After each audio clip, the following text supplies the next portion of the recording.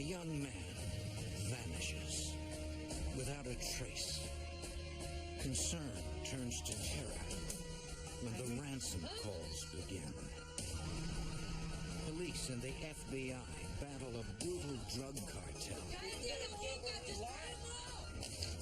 uncovering a deadly crime ring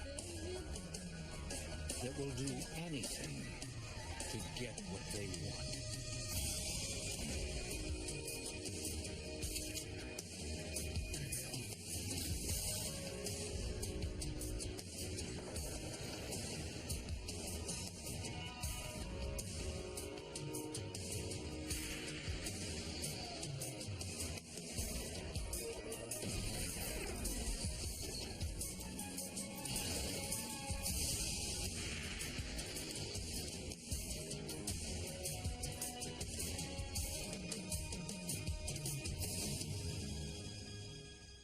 Chicago street gangs thought they had figured out how to kidnap people for ransom again and again and never get caught.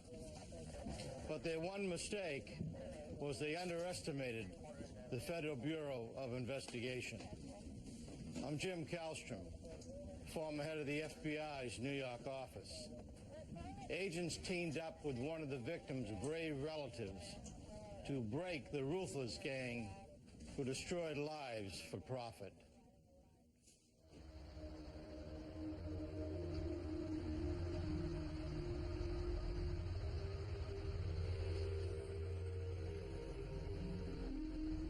June 27th, 1996, Milwaukee, Wisconsin.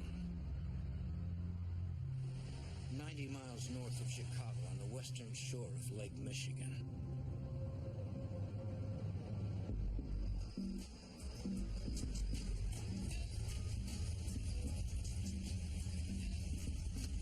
Year-old high school senior Jaime Estrada and his cousin Roberto Alvarez pulled up outside a convenience store on the city's south side.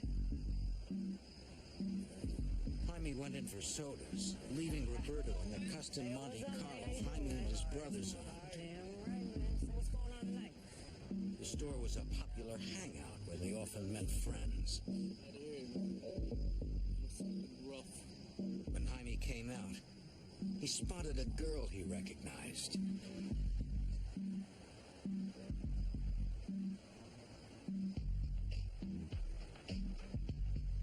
Jaime had been wanting to get to know the girl more and went to talk with her.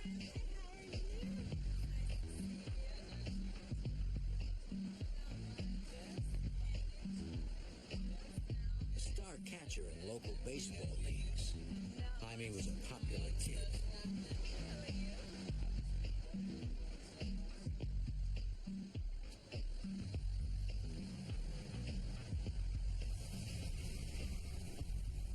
As Roberto was talking with a friend, he noticed the van pull away.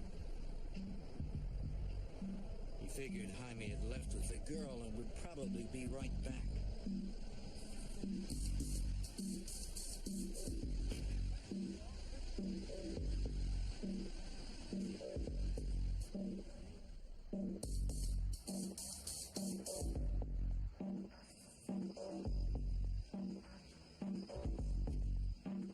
When Jaime had not returned after more than an hour, Roberto began to worry. Something was wrong.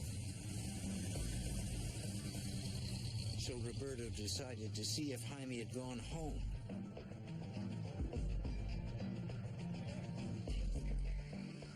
He told Jaime's brother, Paulo, what had happened and found he had not come home.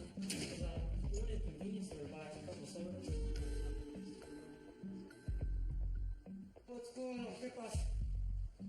That's Jaime's missing for now. No one had heard from him since he left. Convenience store. We're supposed to get a couple of sodas. It was not like Jaime to run off, leaving his cousin and his car. His parents tried to figure out what to do. And then I've been waiting there for an hour. He still hasn't come back. Let's go look for your brother right now. They decided to split up and look for him in separate cars. Go to the other hangout in Chicago. The family searched the area for hours. Then, Jaime's oldest brother, Mark, received a page. The area code was 312 Chicago. After the phone number was 187, Jaime's personal code. Then 911. It was an emergency.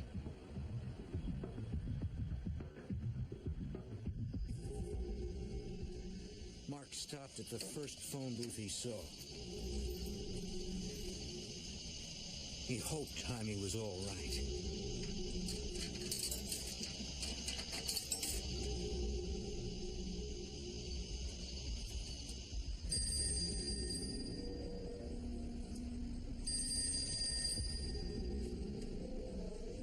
A man answered.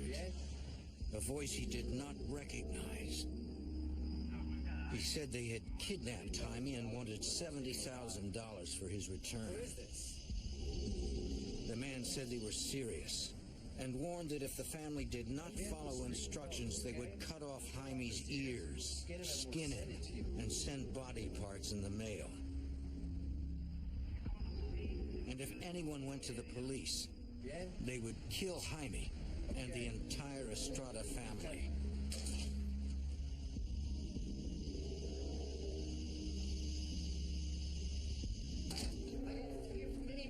Jaime's father returned home. His wife said no one called. They were all getting frantic. When Mark came back, he told them about the call, the kidnapping, the threats. Mr. Estrada wanted to call the police immediately, but Mark told them the kidnappers would torture Jaime. They'd kill him. We should do this. We can't go to the police. They said if we go to the police, that they're gonna cut off his ears, they're gonna skin him, and they're gonna mail it to us. The family did not know what to do. Okay. Take him out to the kitchen. They struggled with the decision all night, waiting for another phone call. But none came.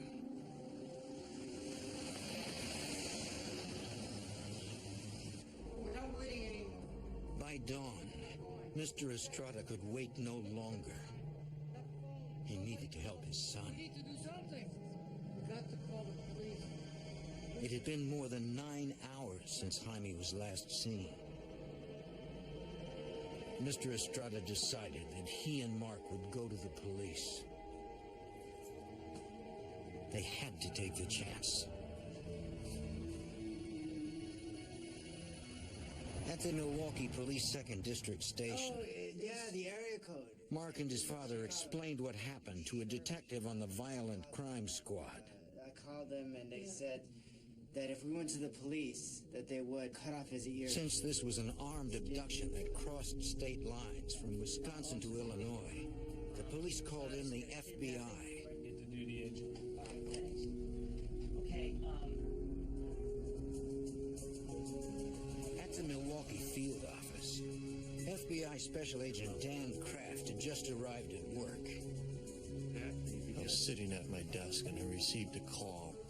An 18-year-old kid had been kidnapped. Kraft had to act quickly.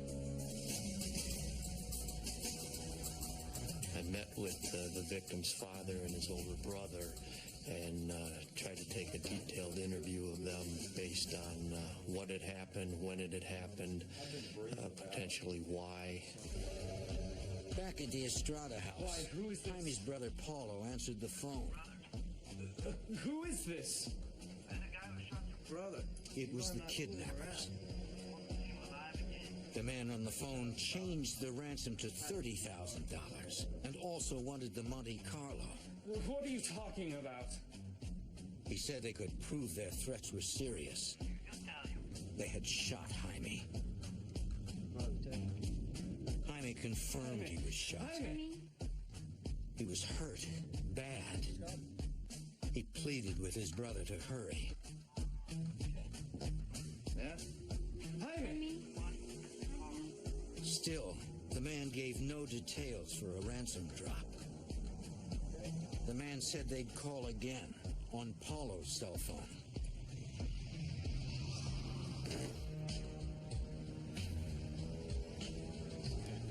Long gentlemen have a seat over here. Paulo met his father and brother Mark at the FBI office. What we're trying to do is take control of this situation. Agents immediately tapped Paulo's cell phone since the kidnappers said they would be calling it next. Make sure you push this down.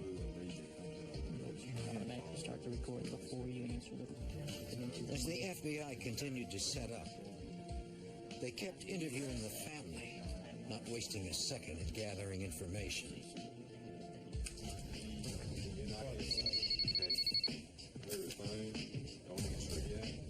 That afternoon, Paulo's phone rang.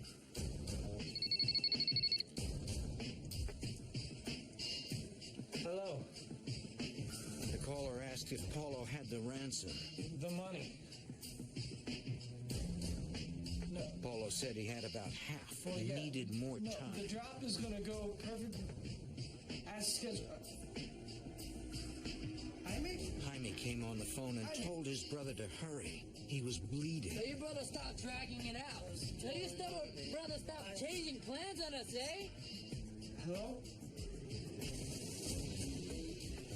They hung up. Should help. While agents and detectives tried to trace the number, the Estradas moved to an adjacent room to wait for more calls. In a kidnapping case, the FBI tries to move deliberately, but not hastily. And we have a tendency to try to slow things down and work at our pace and try to control. When a victim is shot, now you're dealing with a life and death matter, and every minute, every moment becomes critical. 3 hours later, Paulo got another call. The kidnappers insisted Paulo make the ransom drop of the car and cash at a fast food restaurant in Chicago. They said they'd call back with more details. They hung up. You never want to introduce a civilian into a high-risk situation. I think we should go now. But agents had no choice. Paulo would have to drop the car off himself. But since he would need a ride back home, an undercover agent could pose as a friend to provide at least some protection for Paulo. Escorting you out to the site. The team left for Chicago.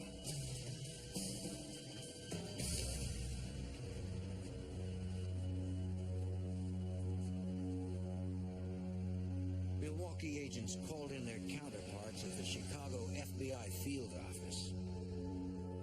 Special Agent Kevin Cassidy would take the lead in that city. Immediately after that notification from Milwaukee, when we knew the agents were coming, we started to organize our squad. And we knew that this was going to be a fast-moving case where we needed to be able to quickly mobilize our resources. The drive from Milwaukee would take an hour and a half.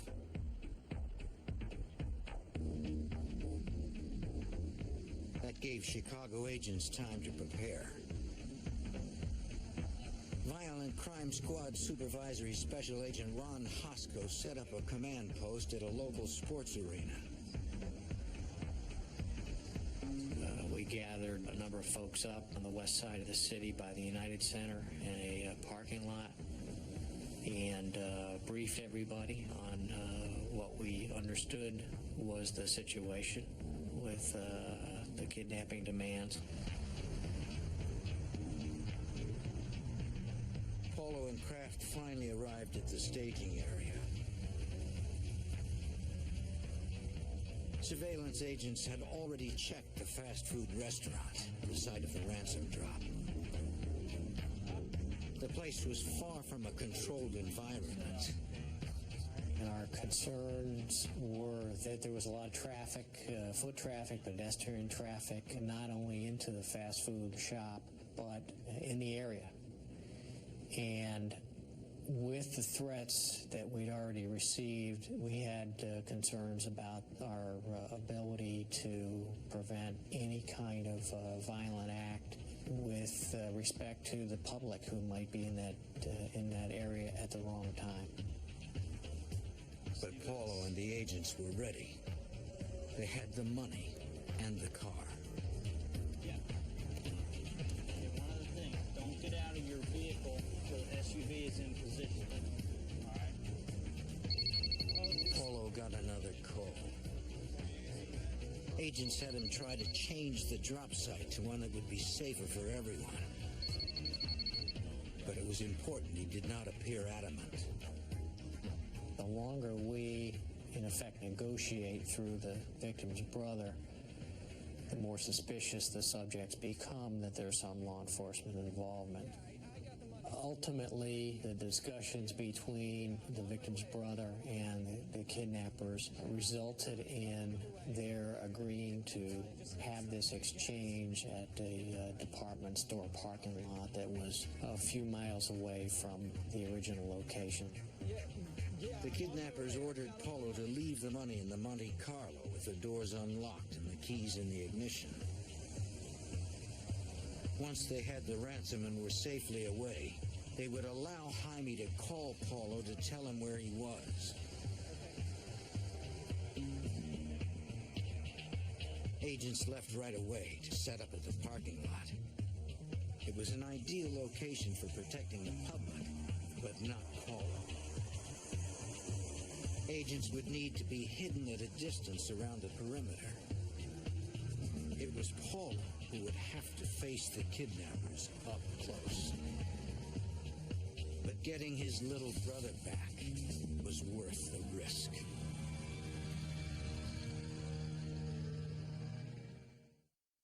Imagine the possibilities with Stellara for adults. In 1996, Chicago agents and detectives were trying to rescue kidnapping victim Jaime Estrada. But the kidnappers would not bring their victim to the site of the ransom drop, according to FBI Special Agent Dan Kraft. What we generally will try to do is have an exchange, and even exchange the victim and the money for an even exchange. In this particular case, the kidnappers would not do that. It was not negotiable. It was not something I was very comfortable with, but sometimes you have to bend a little bit to get your ultimate goal. The kidnappers ordered Jaime's brother Paulo to leave $30,000 in the Estrada brothers' custom Monte Carlo in a deserted parking lot.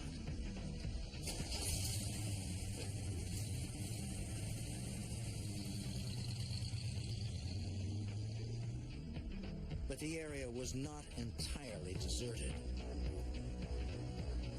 Surveillance units were hidden nearby, watching.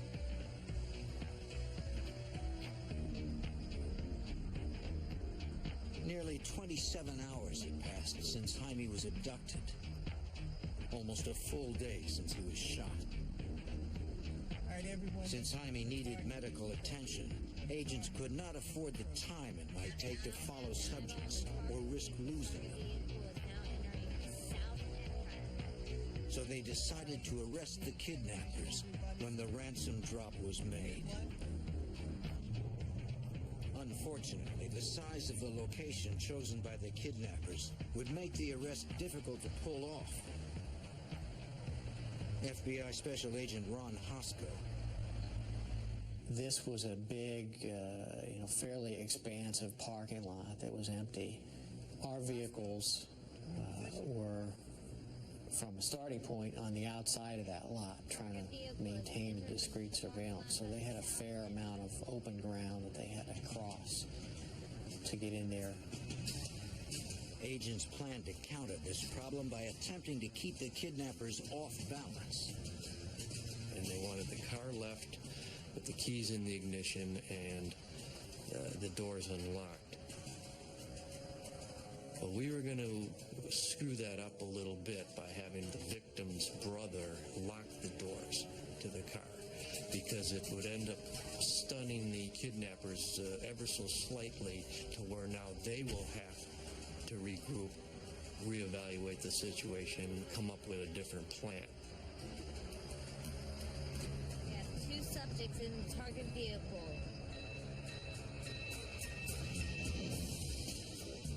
After a few minutes, a gray sedan pulled in. It looked like there were 3 men inside.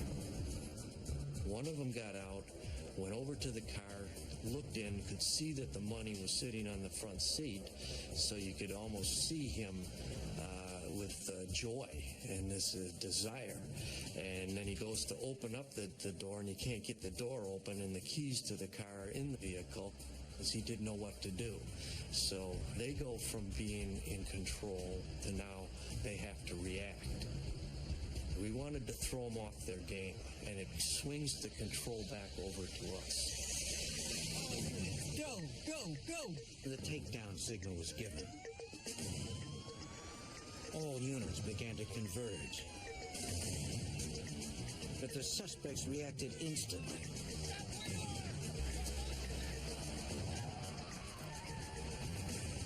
They immediately accelerated away from us before the other surveillance units had an opportunity to close the net on them. They were weaving around the responding vehicles, who are properly hesitant to ram that vehicle for any number of good reasons, not the least of which is that the victim could have been in the trunk.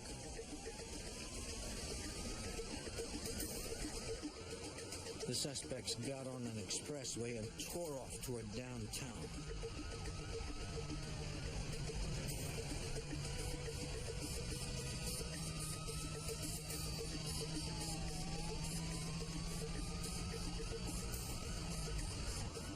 Despite the late hour, there was still civilian traffic in danger. We reached speeds of 120 miles an hour, and the kidnappers were in the stolen vehicle, and they were trying to cause an accident by going from one shoulder across 4 or 5 lanes of traffic all the way over to another shoulder, cutting cars off.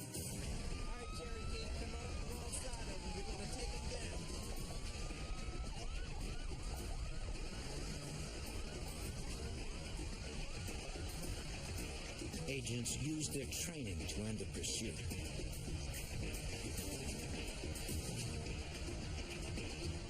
And they were able to execute what we call the pit maneuver, whereby they actually bumped the rear quarter panel.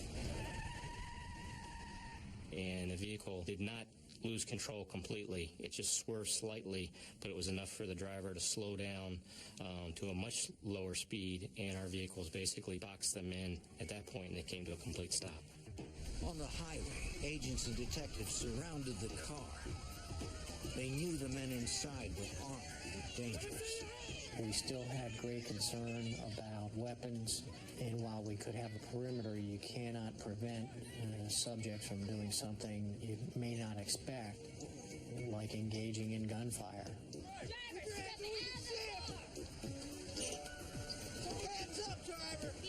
We removed all of the occupants of the car. We ended up finding 3 subjects in the car. They all claimed to know nothing about Jaime Estrada and wouldn't even give agents their names.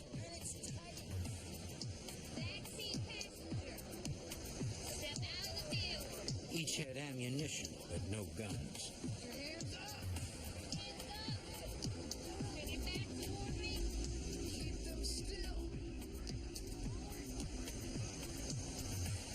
Once they had the 3 men safely in custody, investigators checked to see if anything or anyone was in the trunk.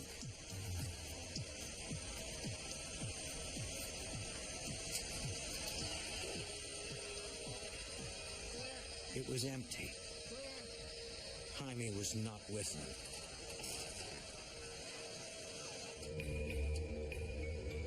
Agents ran the license plate number and searched the rest of the car, and discovered a knife and a night vision rifle scope.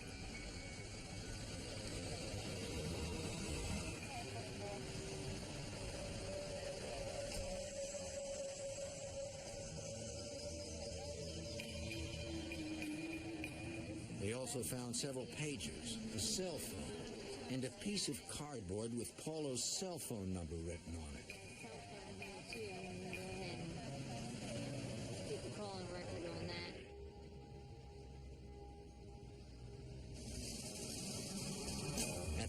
Chicago field office, agents tried to interview each of the suspects individually. This is a gang after us, man. I didn't see no... They refused to cooperate. Last time you saw a gang with lights and sirens? We stopped them, Vince. During the interviews, the suspects' pagers went off multiple times. Someone was desperately trying to get in touch with him. Take a look at that number. You know whose number this is. The men swore they did not recognize the numbers. Yeah, sure. What are you trying to hide? Look at these numbers. The investigators were sure it was the rest of the group trying to find out what happened. So they tried tracing that number. But it was an unpublished number, and the phone company would not give us the address. We pleaded with the phone company and promised them that we would give them a subpoena, but it's logistically impossible on a Friday night at 11 o'clock to try to get a judge to sign a court order. What do I have to do to give you these numbers? It had been a full day since the teenager was shot.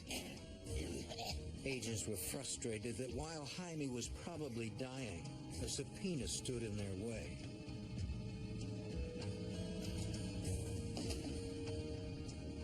I tried to plead, man to man, father to father. I said, what if it was your child? Wouldn't you want law enforcement to do everything humanly possible? And he just basically said, I don't care. We absolutely swore to him that, trust us with the FBI. We will get you the subpoena. The FBI? Could I please speak to the supervisor? And they said, without a subpoena, we're not going to give you the information. The night ended with no lead on where Jaime was.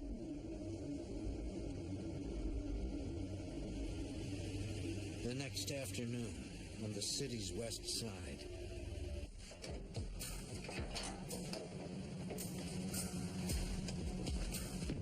while Chicago investigators struggled to find kidnapping victim Jaime Estrada, passers-by discovered a badly wounded man lying in the street on the city's west side. Chicago Emergency, Oquendo. The Chicago 911 operator took the emergency call and immediately dispatched patrol units and an ambulance. Paramedics advised Illinois Masonic Hospital they were bringing in a man with a gunshot wound.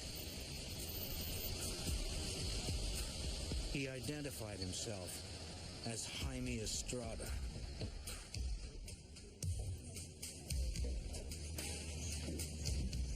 A Cook County Sheriff's investigator arrived at the hospital.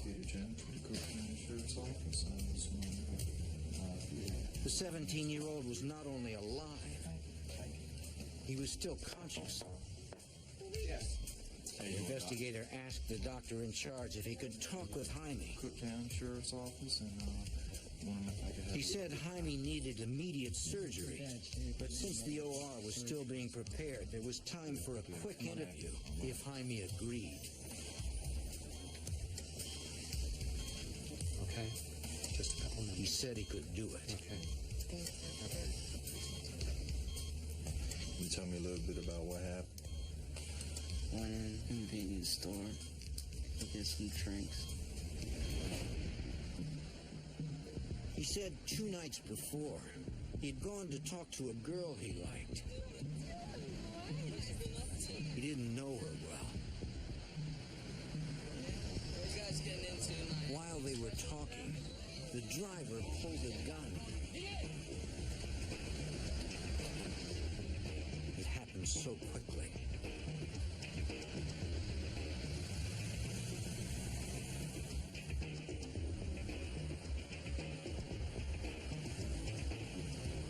He said it felt like they drove for about 2 hours. Several armed men beat him.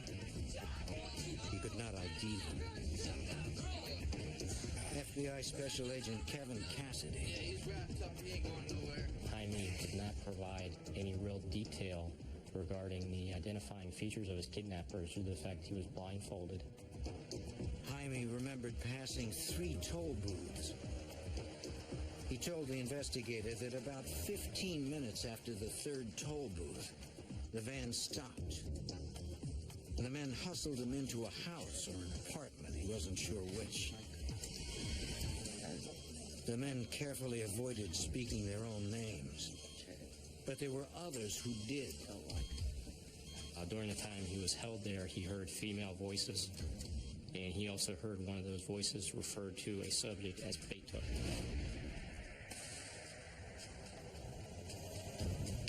Jaime believed it was Beto that guarded him most of the time. Sometime the next morning, Jaime was just getting to sleep.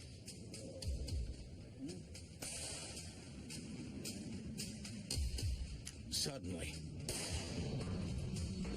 Beto, ¿qué pasó? it took him a minute to realize he'd been shot. Miguel, quieto, cállate, cállate.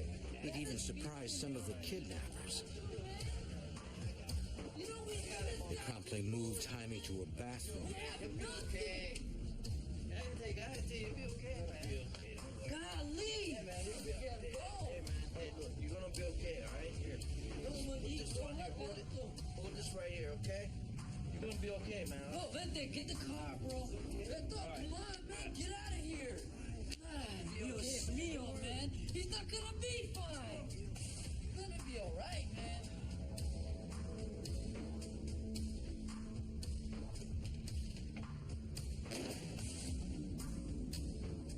He fell in and out of consciousness, so his memory was fuzzy. He remembered a white tile floor, a red toilet seat, maybe a red shower curtain. That was all. Jaime's gunshot wound had gone untreated for 2 days and was badly infected. He needed so many surgeries that doctors had to put him into a drug-induced coma so he could survive the ordeal.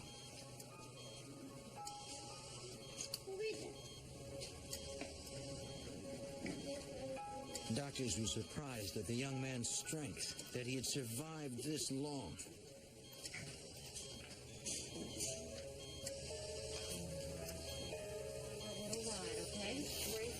But their prognosis was not good.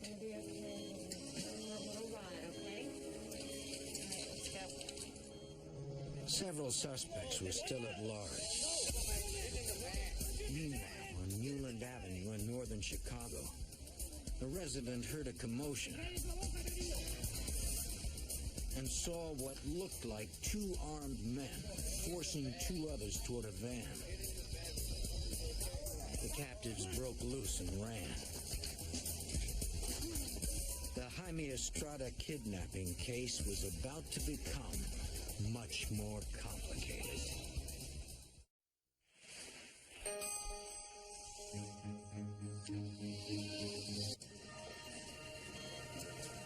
The same day, kidnapping victim Jaime Estrada was found. A man in northern Chicago saw what appeared to be a double kidnapping outside his house on Newland Avenue.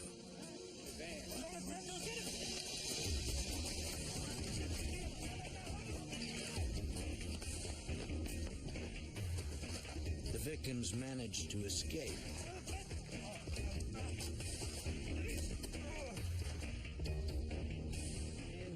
The resident contacted Chicago police, and emergency operators sent patrol officers to the scene. Okay. Right off of Belmont. All right, stay inside the house. Just letting you know the police are being dispatched as we speak. I was walking home, and Dispatch asked the officers to transport the 2 victims to Chicago PD's Area 5 guys. to be interviewed by FBI Special Agent Kevin Cassidy. Next thing you know, this van pulled in front of me. One of them, Pedro Montoya, explained how he'd been abducted. A week earlier, he was outside his house when a van pulled up. Several men jumped out with guns and forced him inside.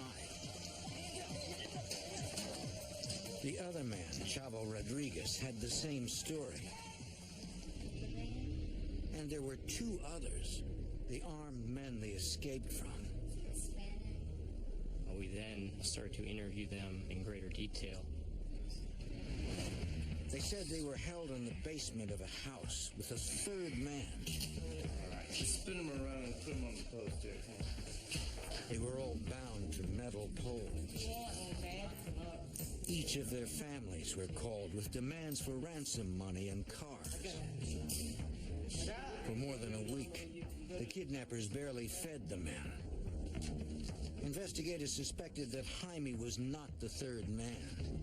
He said he had been held in a bathroom, not a basement. So they showed the men his photo. Investigators were right. It wasn't him. Did he escape with you at the same time? They said the day before, the third man managed to escape by breaking through the duct tape that held him. Freed himself. They never saw him again and did not know who he was. When the kidnappers realized the third man had escaped, they tried moving Rodriguez and Montoya out of the house. Come here. Get out of here.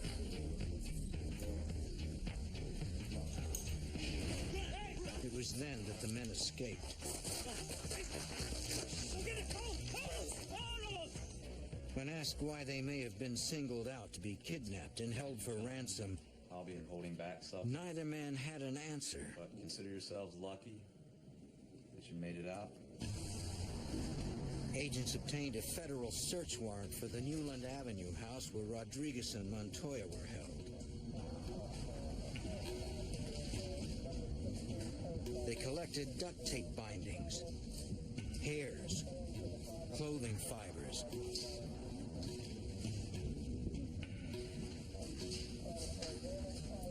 and dozens of fingerprints.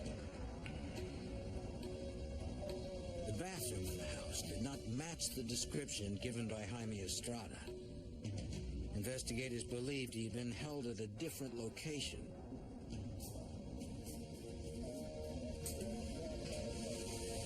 Agents also recovered a Norenco assault rifle from the house. A firearms expert determined that the bullet that was recovered from Jaime was consistent with one that would have been shot through the Norenco rifle. In one of the bedrooms, agents found an envelope with a Los Angeles address. Inside were several photographs of a man holding the same Norenco rifle. We took those photographs and put them into an appropriate photo array. We showed that photo array to several of the victims of the kidnappings, and they identified that as the subject that was involved in their kidnapping. Now agents had the face of one of the two fugitives, but still no names. Agents then received information from running the kidnappers' license plates. Our investigation led us to find an address in Chicago that was associated with the vehicle. We then had agents go to that residence. FBI agents, Agents spoke to Adalia Francisco. She reluctantly agreed to be interviewed.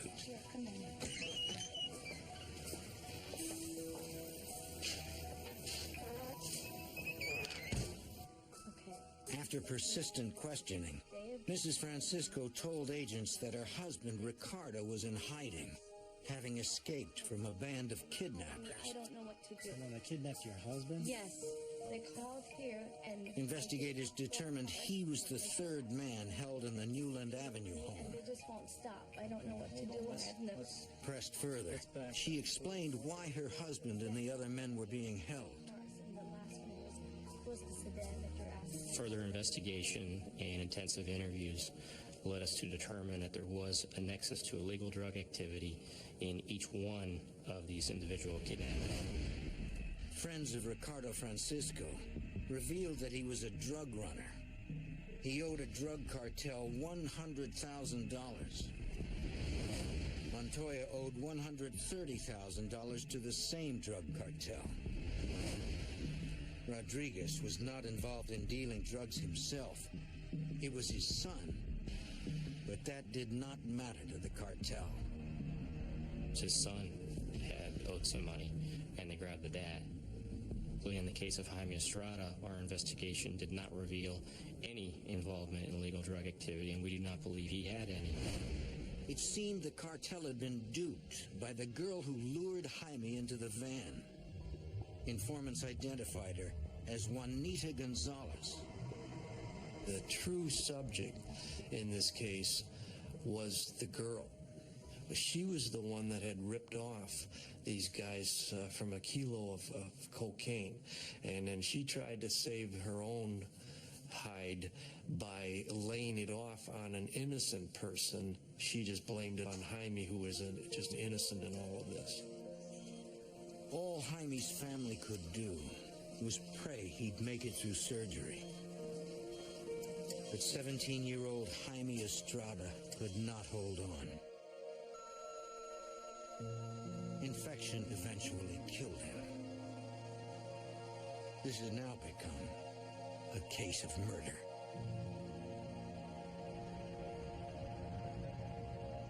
After conducting extensive interviews in the Newland Avenue neighborhood, agents finally identified the three men already in custody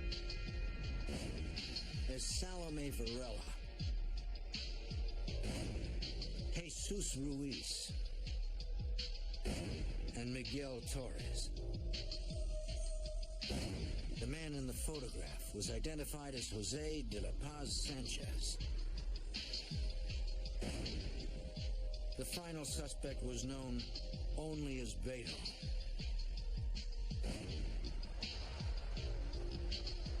They were still at large, wanted not only for kidnapping, but for murder.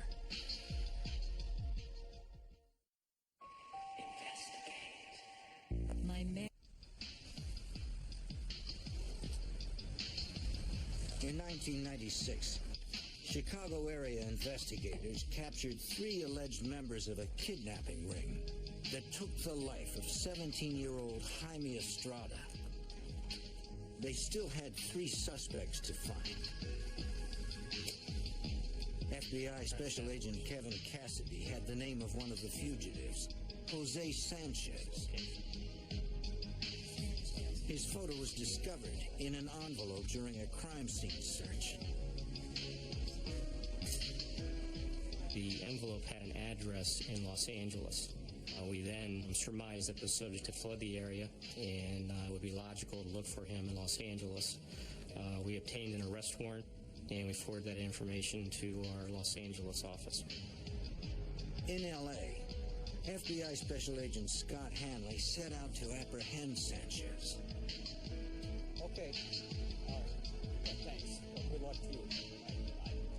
We went out to the location, which was a house in the Echo Park area of Los Angeles.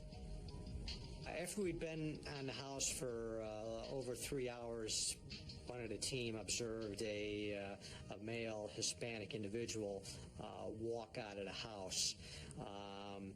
But at that time, because of the distance away from him, we couldn't tell if it was Mr. Sanchez or not. We were able to follow him for approximately about a half hour on 3 different freeways in Los Angeles until he finally went to the West Los Angeles area. The man parked outside a home improvement store. Even with a photograph of the suspect, they still could not tell if it was Sanchez. If you've never met the person before and all you have is a photograph, you're trying to look at a real person to match it up with a photograph, and who knows how old that can be. From the photo, they knew Sanchez had a Grim Reaper tattoo on his right upper arm. One of the officers went in on foot to try to get a closer look of the individual. He followed this person in the store. I saw this tattoo of the Grim Reaper.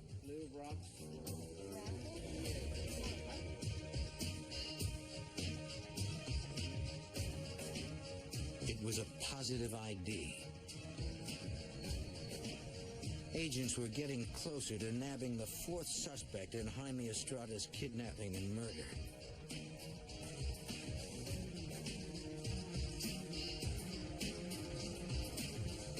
In the end, it was surprisingly simple.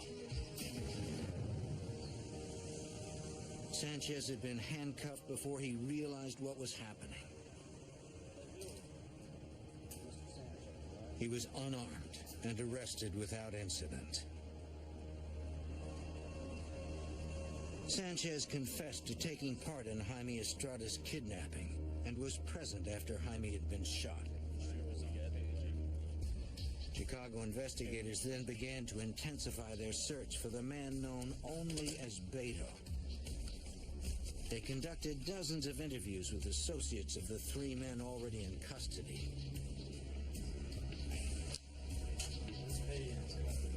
They revealed that Beto had a sister, Monique Jimenez.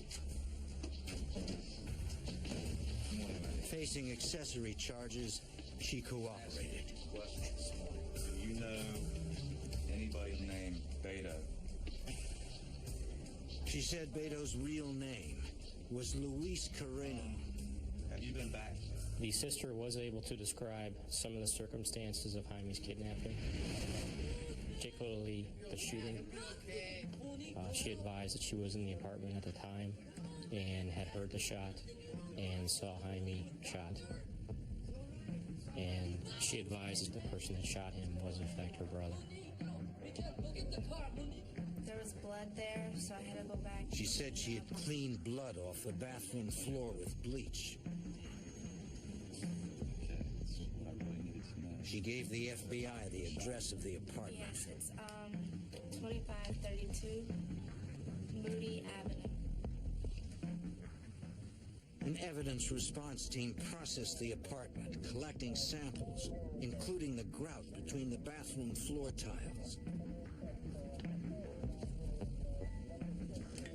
Lab examiners later discovered traces of blood in the grout. DNA testing proved the blood was Jaime's.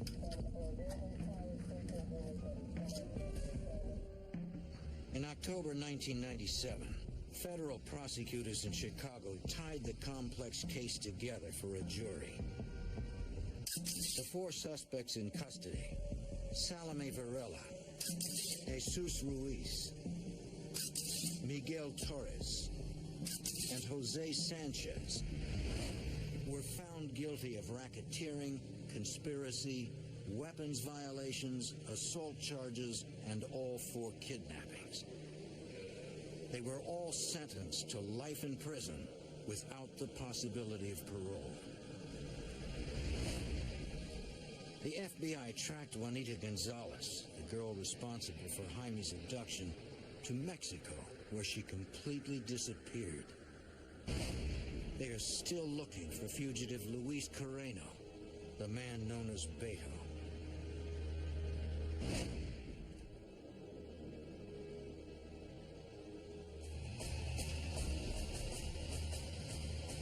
The Estradas pray that someday soon, the authorities will find Carreno, the man the FBI suspects killed Jaime. For the family and for the investigators who worked so hard to save Jaime, the case will never be over until everyone responsible for his death is brought to justice.